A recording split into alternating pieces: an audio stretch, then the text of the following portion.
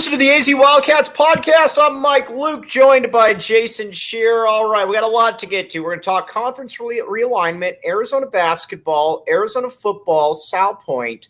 But Scheer, you are back from Seattle. You had a confrontation with Geese. How did it go? It was good. One person got a little too close, not in my traveling party, and was it the dad or the mom, but you let him have it. I'm telling you, man. But we survived. Peace is never an option when you're dealing with Geese. You just get out of their way. If you get out of their way, let them cook. Yeah. All right. Well, good to have you back. First and foremost, all right. So everybody's talking now about San Diego State and about how they're issuing a June 30th date for the Mountain West. This means absolutely nothing for Arizona. It means nothing. Now, again, maybe you're broadcasting that you want to get out of the conference or whatever the case may be. This means nothing for Arizona, though. No, it means nothing. To me, there's only two aspects of this that Pete Thamel wrote that is of intrigue. Number one, San Diego State asking for basically a discount to leave the conference, which is not happening. And two, Pete Thamel just said that the Big 12 has not prioritized San Diego State. That I found interesting. But yes, I find that interesting as well. But, again, San Diego State, I think, is one of these schools where there's something missing there because you have good basketball, you have good football, it's in a big city, and yet there's never really interest. And there wasn't interest from the Pac-12 until the Pac-12 was against a wall. Yeah, I mean, I think people have to understand, like, and I'm from Southern California and all that, San Diego State is not even close to being a national brand. Right. You go to you put on the TV at U of A away games and there's U of A chants. I go to Seattle and run into a member of Wildcat Authority. You did. Yes, there are people otherwise, right? San Diego State, outside of San Diego, no one cares about San Diego State. It's not a thing. I feel like we're talking about Oregon State fans until I found out that there are Oregon State fans. I did not know that there were Oregon State fans, and sure, they are everywhere, and they are very rambunctious on Twitter. You weren't assaulted by any Oregon State fans, were you? No, I wasn't, but you're right. They're very vocal, and San Diego State fans are very vocal as well. And this isn't a situation where, like, if you add USC and UCLA, you're getting the SoCal market. Right. Done deal. San Diego State, you add them, you're adding the San Diego market. Like, right. You're not adding, all of SoCal isn't, like, pumped about San Diego State. It's just not how it works. And you know what? People in Texas don't care about Southern Methodist either. SMU and San Diego State is the proverbial fart in a hurricane. Yeah, SMU to me, I don't get that addition at all. It makes no sense. The only reason you would add SMU is because you want to get back to 12 because they're not making you money or anything like that. All right. Can Pac-12, Andrew Bleo says, can Pac-12 leadership mess this up any worse from Larry to George? It's been so bad. But I'm telling you, man, I got to blame the presidents on this one right here. They're the ones that empower these guys. They're the ones that, that have Kliavkoff there, as opposed to, Kliavkoff's clearly in over his head. I don't think there's any doubt about that. But it's these presidents like Michael Crow that are empowering these people. Remember, this all started because the presidents let USC play them and voted down expansion, right? And had they voted yes on expansion, and that's a presidential vote. That's not the commission or anything. Had they voted yes, we're not even close to being in this situation now. This is the Pac-12. Not the current presidents, because a lot of them are gone, but that board, that resume or whatever, they're the ones who put the Pac-12 in this issue with Larry Scott. We're going to talk about how there's been no actual media deal here in a second, but first, let's pay the bills here. BetMGM. All right. If you haven't signed up for BetMGM yet, use bonus code PHNX. There's a few different offers depending on where you live, but for our Arizona audience, you will get up to $100 in bonus bets on your first wager with BetMGM. Again, make sure you use bonus code PHNX. Check out the show notes for full details. And now, before that, Scheer, do you have any good bets? I'm going to go with Arizona to go over football wins and whatever it is in basketball. I'm going over as well. What say you, Jason Scheer, if you're betting on BetMGM? Yeah, that 4.5 wins is wild to me. I'm betting over on that every day. And on that note, let's hear Shane Diefenbach with the disclaimer.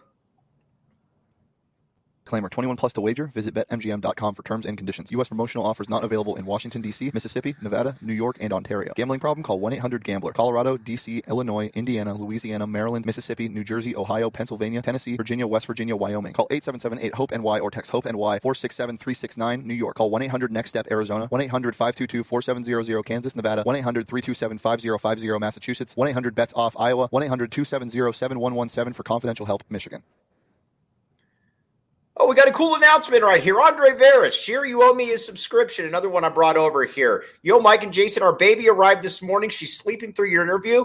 Congratulations, my guy. This means that Scheer also has to be nicer next time he sees you. He's got to be more open. This new Scheer in public, we need to be more open with.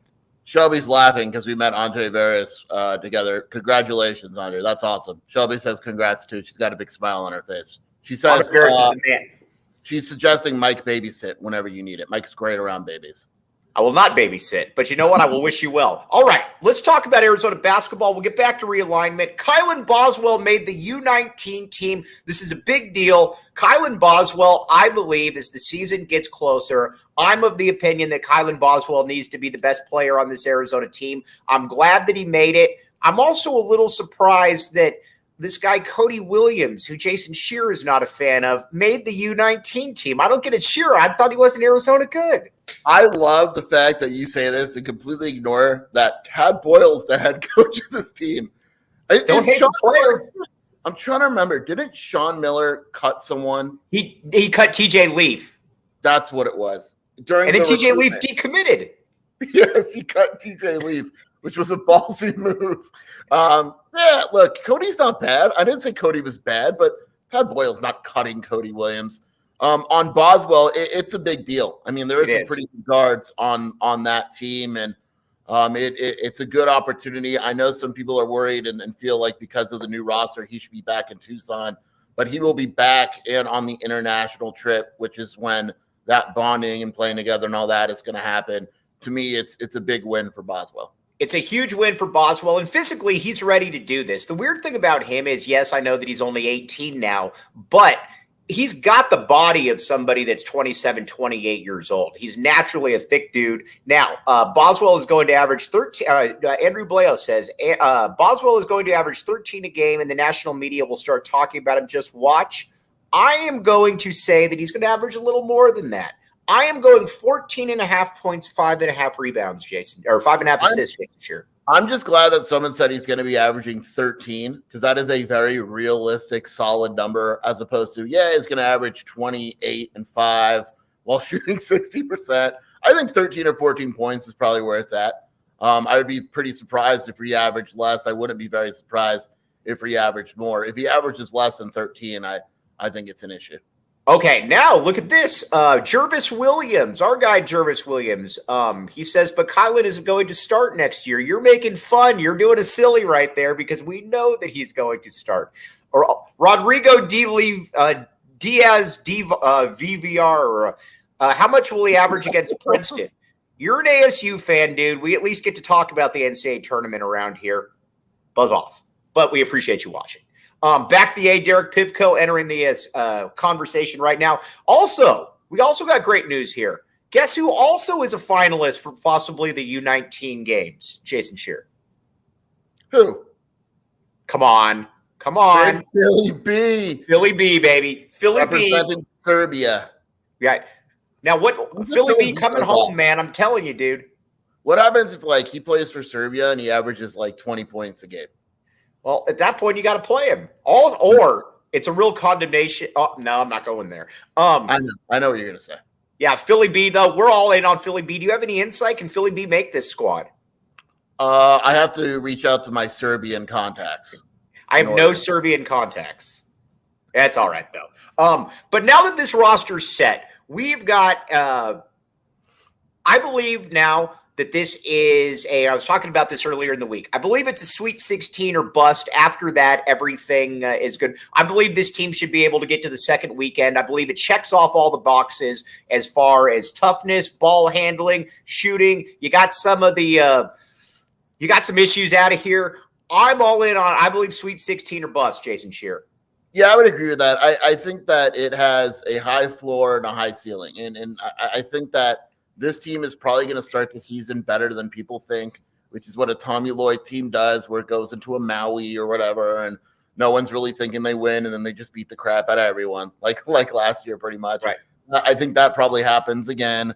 You hit some rough spots throughout the season when, you hit the walls with the younger players and all that. But, it's like when I say high ceiling, like if the Caleb Love experiment goes well, Arizona is a much better team. First of all, that is terrible phrasing right there. The experiment indicates that this is a shot at the dark right there. Jason Scheer, I will let you take back that leading premise right there. The Caleb Love addition.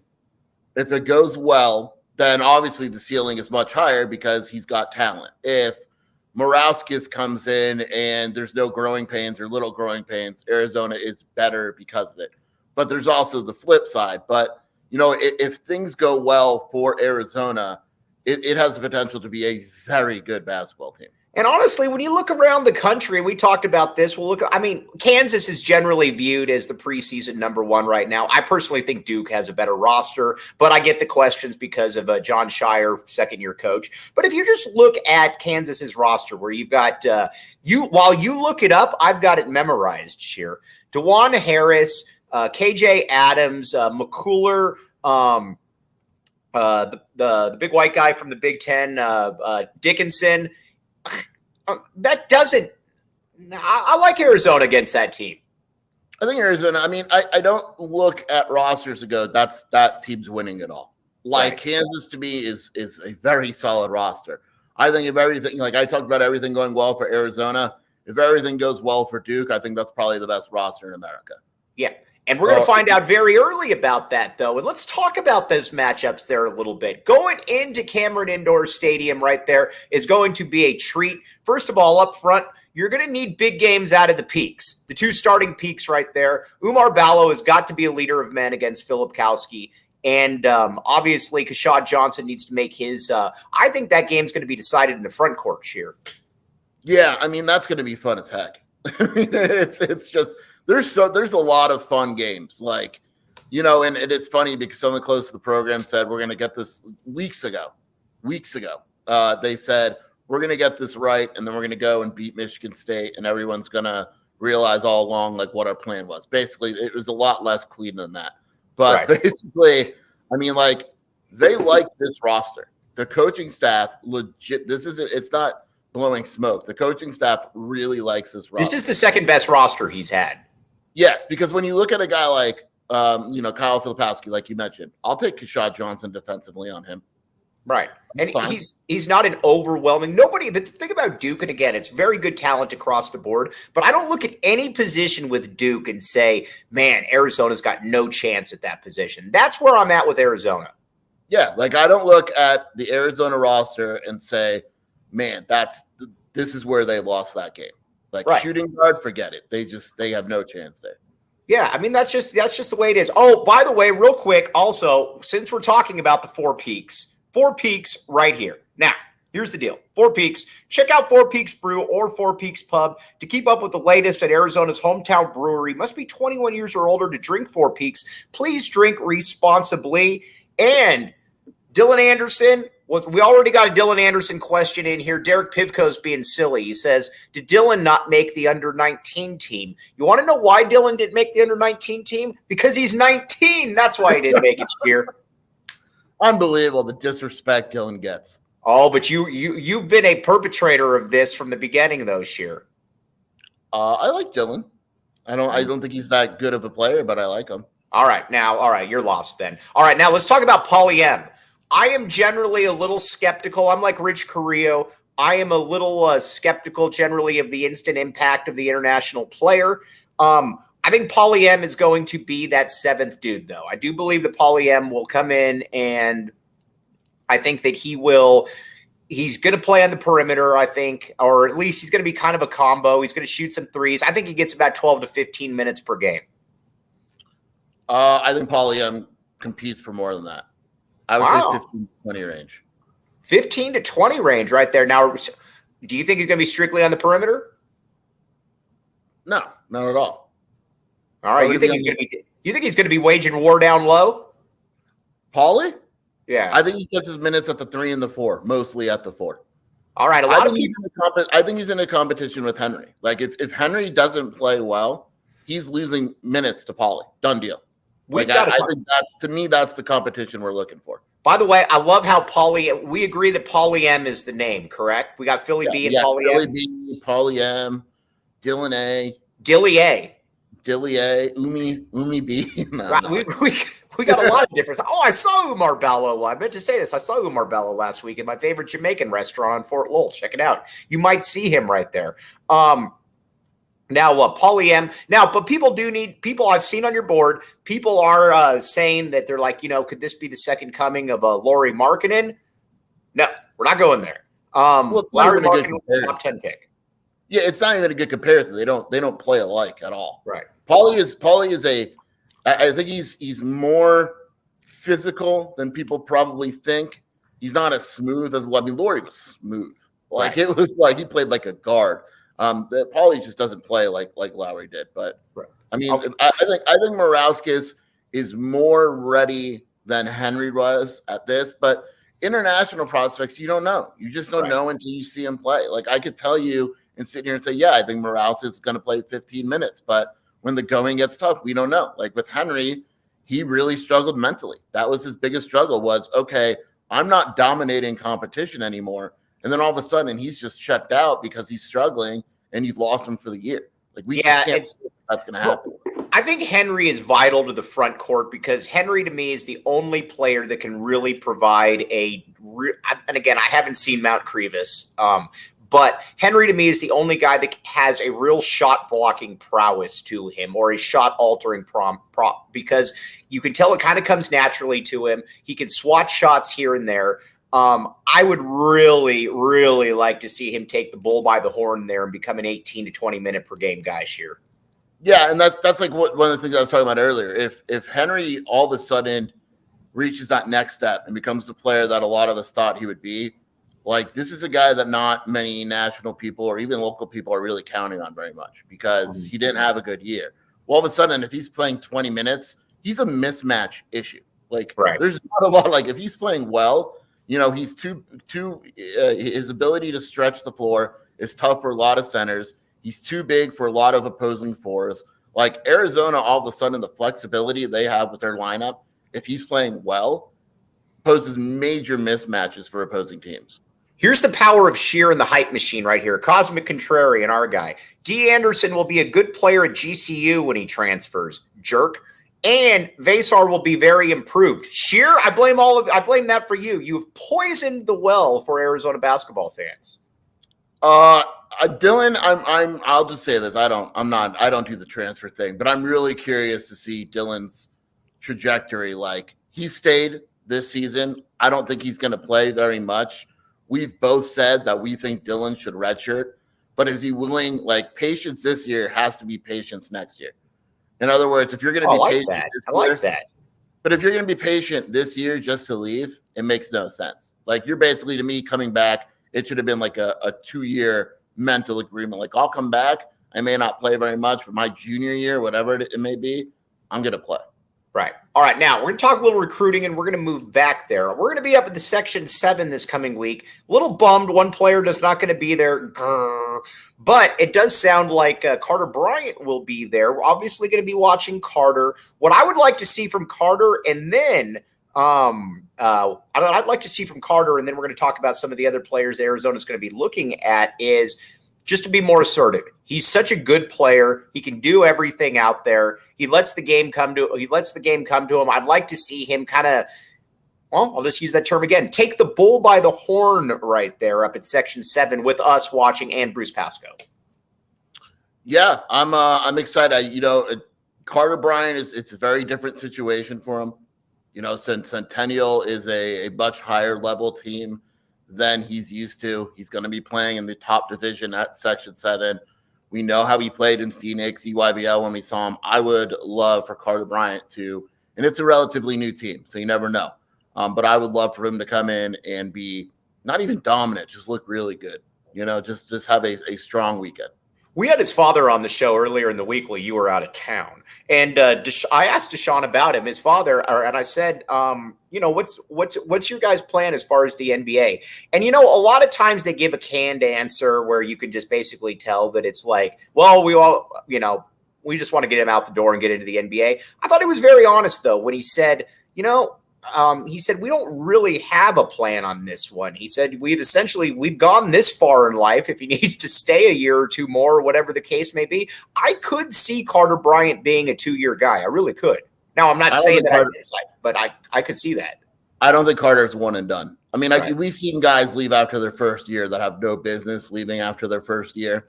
But in terms of the quality of the player and just the mentality of the people around him, I don't see him being a one and done. Deshaun knows what he's doing. He's been here before. He's been around. Yeah, he's had family that's been in before. He's not going to screw up Carter's career just in a rush to get out of college. And Carter loves Arizona. And so to me, it's what is the best move? And if the best move is coming back from a sophomore year, I think they do it. I don't think it's going to be a let's go to Arizona for 1 year and get out of here type of situation. I think he and Jamari Phillips, honestly. By the way, kudos to 24/7 finally stepping up to the plate right now and giving the respect on Jamari Phillips' name that he deserves, Jason Scheer. But you're still lacking here a little bit. He should be higher than 17. He should be 16 so he gets that 5th star. Yeah, and I mean, part of that is this blame you. class poll isn't great. Normally he would be a 5-star. I don't know what he has to do to be a 5-star. We'll find out. But I mean, whatever. All right, it's all right. You know what? We'll take him. We'll take him either way, right there. And 247 TLN said they did disrespect KJ Lewis. KJ Lewis on campus, by the way. I saw KJ Lewis yesterday. I will say this: I know you're not a big fan of KJ Lewis. You put him right in with the Dylan Anderson mold, but KJ Lewis definitely looks the part. I will tell you that just seeing him walk around, seeing him move around, KJ Lewis looks the way that a starting shooting guard at a high-level school is supposed to look. Just saying that. Oh, physically, he looks the part. I mean, he's a man out there. I have questions about his game, and we're going to find out. Like, I'm not going to sit here and diss him. I'm more skeptical on him versus others, but I hope he's great, obviously.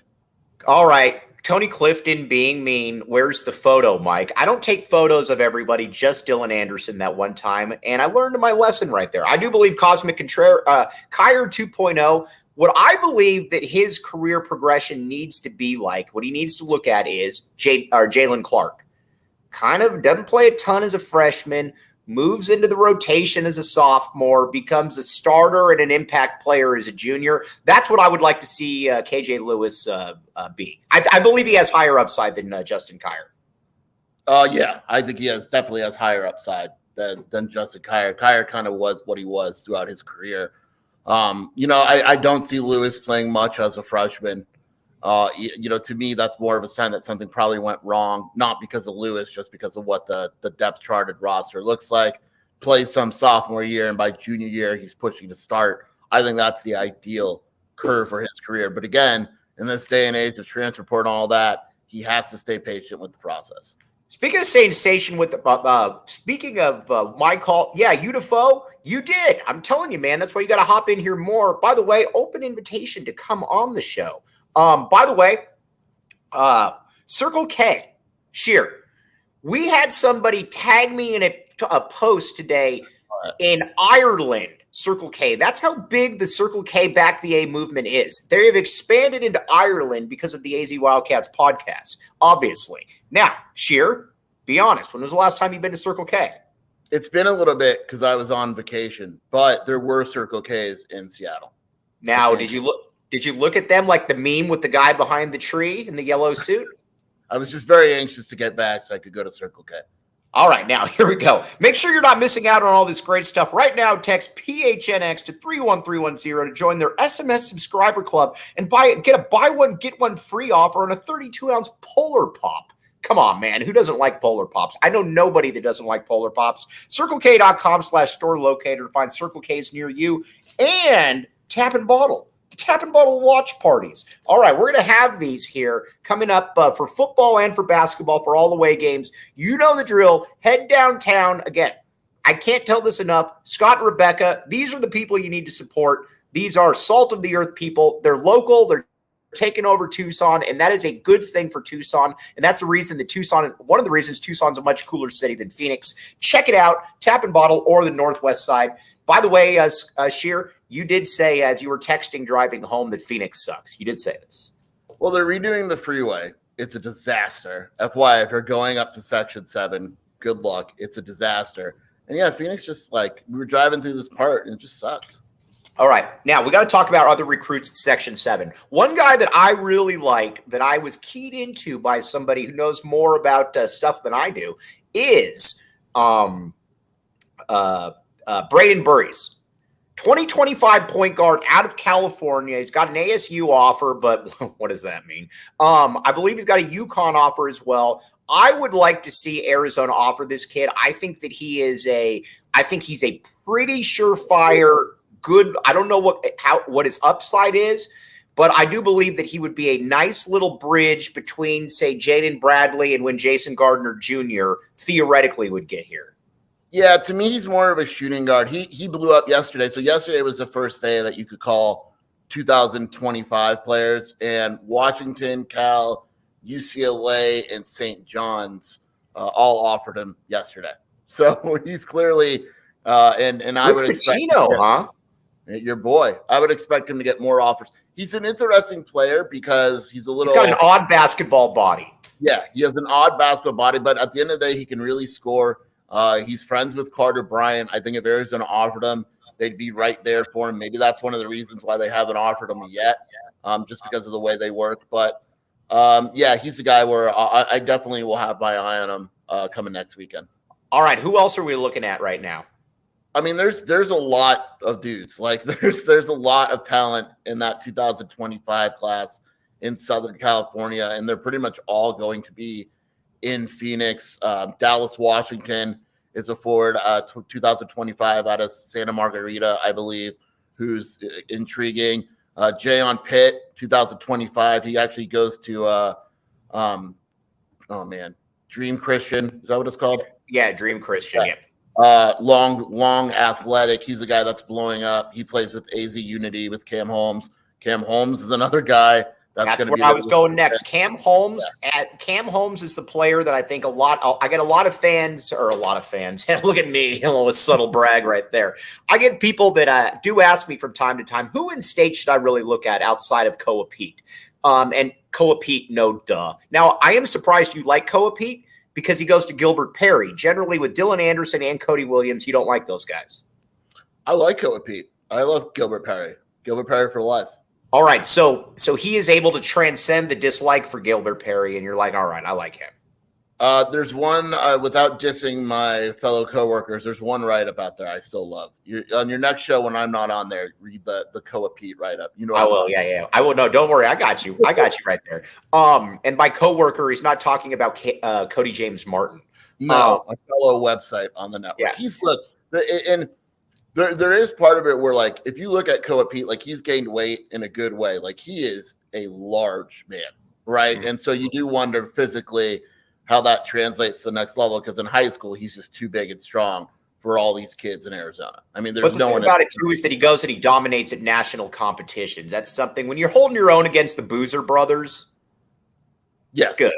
Who also, I believe, that might actually be a matchup this weekend because the Boozers are here. Boozers are here. I'm very excited to see this. Are you going to be up there Friday? Yeah. Yes, I will be up there Friday as well. What time are you leaving? I don't know. All right, well, we'll figure that out. I got your phone number. All right, but Cam Holmes, though, this is an easy offer right here. Again, I'm a big fan of guys that come from good lineage right there. He obviously does that. But Holmes is also just scratching the surface. When you look at him, he's got a great basketball body. He understands what he can and he can't do. He can fit. I mean, he's a great finisher already. I'm very excited to see because he feels kind of like a top 25 to 30 national player, Scheer. Yeah, he's one of these guys. He's solid right now. But then you watch him and go, oh, yeah, this kid's pretty good. And then you realize he's 2026 and you're like, oh, crap. Because he's better than he was last year. and he's going in the right direction. And by the time that he's a senior and ready to go to college, he's going to be awesome. He could shoot it. He could handle it. He has to get better at the things like rebounding and defense, but that'll come with time. I like him a lot. To me, he's a no-brainer offer, and I think you're going to see him get a lot more offers in the next year or so. Do you think Cody Williams was what spurred Tommy Lloyd to start offering kids earlier? I don't know. I mean, I could see why you're making that argument. I don't know. You agree with me. You just don't want to admit it. I don't know if we have the true answer for that. I think it could also just be him expanding the field of players, right? Because we've seen him. Scheer, he did say though, but he did say before that he doesn't believe in offering kids early. That the Arizona offer means a lot. He did say that, Scheer. He did, but if you're good, you're good. Like Elijah Williams is good. Why are we waiting? Cameron Holmes is good. Why are we waiting? It's that like I think Tommy finally realized like why are we waiting? If I like a kid, what's the difference if I like him now or in a year? Yeah, we're going to get to that when it comes to Salpointe here in a few minutes right here. But yes, Cam Holmes. Who else is on Arizona's radar? Who should we be looking at? Let me pull up my list, Mike. There's a lot of guys. I'm going to pull up my list just for you. Giovanni Ruff, LZ Harrington, two guys I get a lot of questions about. I like both of them. I like Ruff more though. You forgot. There's an obvious one. Tunde. Yeah, but I don't. They're all in on him, dude. What's that? They would take his commitment right now. He struggled last month though. He absolutely struggled, and then the next EYBL that he had, he averaged like 20 points a game. All right. Well, there you go. He's a massive dude. He's 6'6", 220. He's a big dude at that age. Jeremiah Fears is another one. He's not going to be at Section 7, but he's their point guard offer for 2025. There's Jasper Johnson is another guy. But are you asking me for Section 7 people? Mm-hmm. Koa, Tunde, LZ Harrington, Giovanni Ruff, Burries, Dallas Washington. There's a kid on Real Salt Lake Academy named JJ Mandaquit, who's awesome. I like Giovanni Ruff a great deal. Kid out of Long Beach Poly, I believe, 6'4", top 20 kid by 24/7. He's a guy that you offer and you would take his commitment. Yeah, and what's funny, like I like him a lot. His shooting motion, I have a feeling, is one of the reasons why he doesn't have more offers. He has that like almost like the Lonzo Ball shoot. It's weird. It's not even a hitch. It's a weird motion, and you wonder if a college coach is going to have to change it because it's super low. It goes in, but that might not work in college. But I do like this, though, because it makes my life a lot easier because there's actual prospects to look at now as opposed to last year when we were up there and we had like 3 names and we were having to basically come up with players. Remember that guy from New York or Washington that I put out there? Because Tommy Lloyd was his. Who was that? It was some big kid, right? It was a big kid. He was like 6'9", 250, big kid. Yeah, I don't remember who you're talking about. I tried to will that to happen, and it didn't happen. That's where we got to hang out with Bruce because there's less watching and more bruising. That more bruising. We're turning that into a verb, bruising. Now, so again, but Arizona, like I said, on the recruiting front, I expect 2024 to be a massive recruiting cycle. You already got 2 kids in there, 2 5-stars. All right, when it comes to international players, 5 of a Kind Media says there's going to be 2 in every class, I believe. That's just the way I am. And it's hard to say right now that who you're going to be able to get because these guys are generally late. You find out about them, but you find out about them late. Yeah, I mean, I can tell you one international guy. Arizona wants Ruben Prey.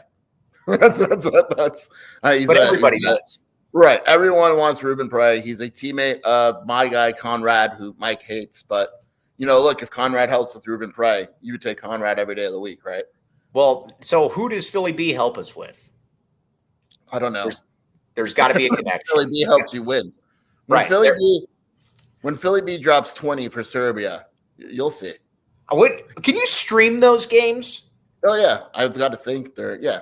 Well, all right. We got to find that out. We're going to put Philly B's schedule out. We're going to have a live Serbia viewing party. Dude, can you imagine? And an emergency live stream afterwards. Tap and bottle, Serbia basketball. Yeah, Serbian basketball, baby. All right, now speaking of somebody that gets it, we're gonna talk about a little bit about Jed Fish here in a second. But first, illegal Pete's. Rich Carrillo mentioned illegal Pete's. Get these guys in there and get them a little bulked up. Kick off your week with Margarita Monday at Illegal Pete's, exclusive to Arizona locations. $3 margs all day, every Monday. Nothing brightens up Monday mood more than soaking up the sun with a few margaritas. And don't forget about Taco Tuesdays. $2 tacos all day, every day, Tuesday. Enjoy your favorite chicken, pork, and veggie tacos for just $2. So swing by and start your Saturday or your day, your week off the right way at Illegal Pete's. All right, football. Salpointe. We had Eric Rogers on yesterday, the head of Salpointe.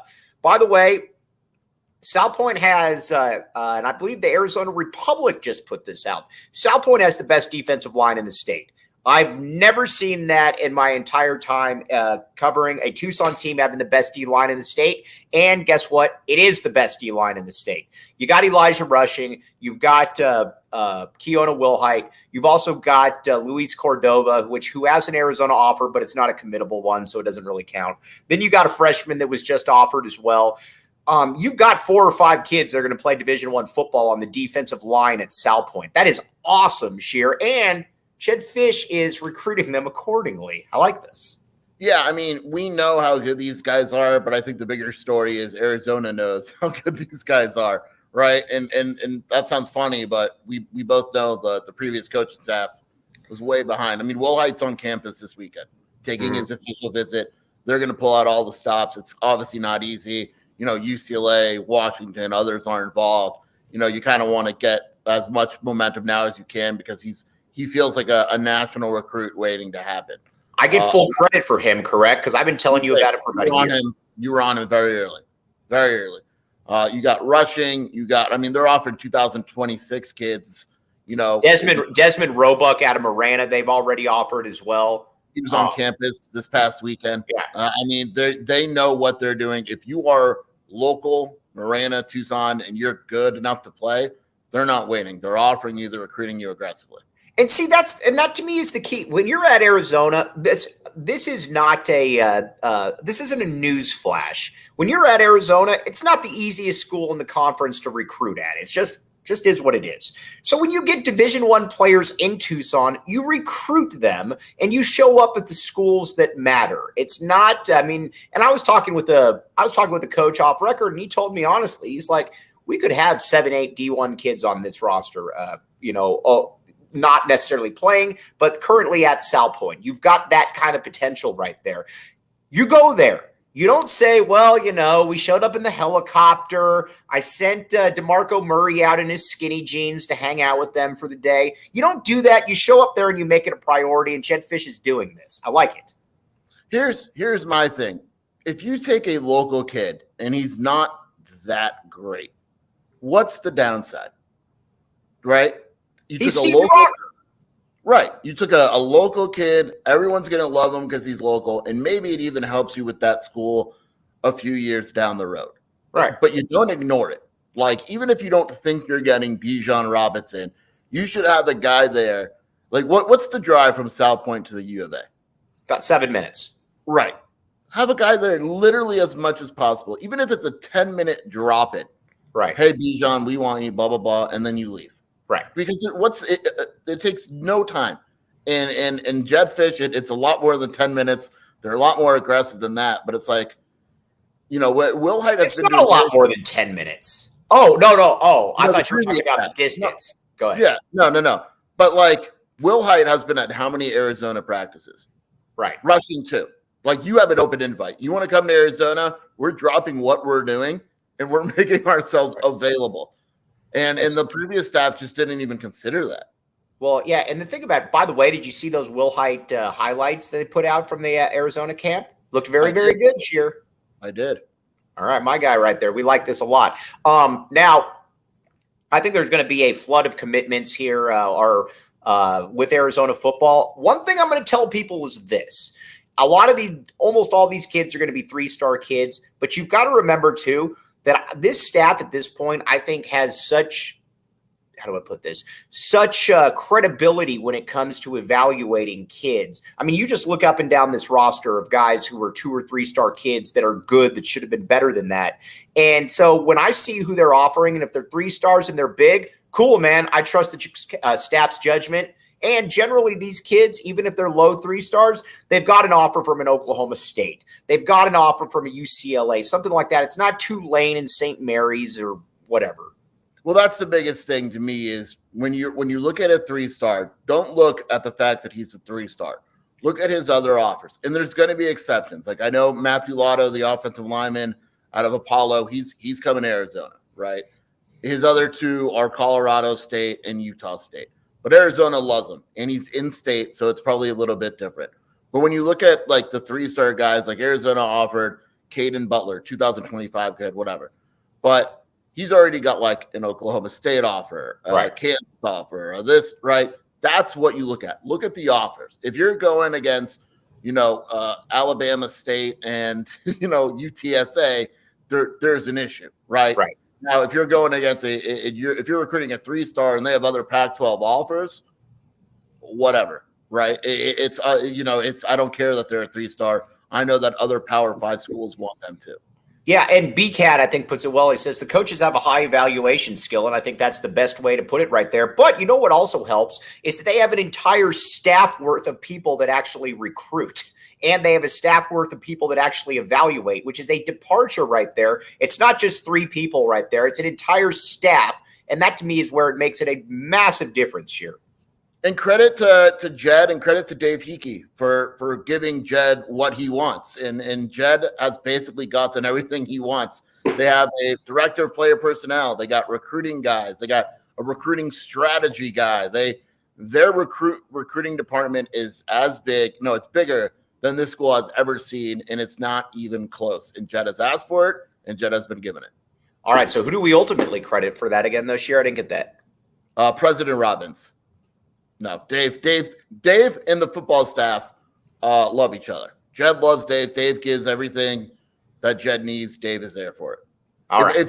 If Jed leaves Arizona, it won't be because he didn't get something. I'll just say it at that. All right. That's what we like right here. All you Dave haters out there, you just heard it right there from the biggest naysayer of all. Dave, you're the man. All right. Rich Carrillo, Scheer, Mike.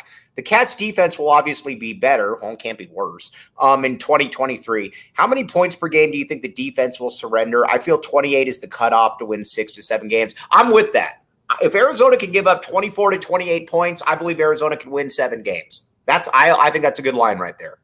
Yeah, I'll just say what I've been saying. All Arizona needs is an average defense. Right. I don't expect it to be good. I don't need it to be good. Average defense, and Arizona's making a bowl game. All right. Now, one thing, too, that's not average is Saturday Neon. Now, you might see that A behind me right there amongst a myriad of A's. I got that from Saturday Neon. Go to SaturdayNeon.com and use code PHNX for 10% off your order today. Free shipping for orders over $200. Keep in mind, too, you're also supporting cool people. This company was started by 2 friends and former college roommates who officially make collegiate logo LED neon signs. All right. I'm going to, no, I'm not doing it this weekend, but next weekend we're going to be up in Phoenix right there. Scheer and I are going up Friday. Scheer, before we sign off, where can they find you? WildcatAuthority.com, at Jason Scheer on Twitter, and then the Wildcat Scoop podcast with my lovely wife, Shelby. All right. By the way, the San Diego State, this means nothing for Arizona. Absolutely nothing. It's fake news when it comes to Arizona. Yeah, it means nothing. It's right. fun to talk about, but it means nothing. That's what we like. It's filler, but it means nothing right there. We just admitted that we talked 10 minutes about nothing, but that's what we do in the off season.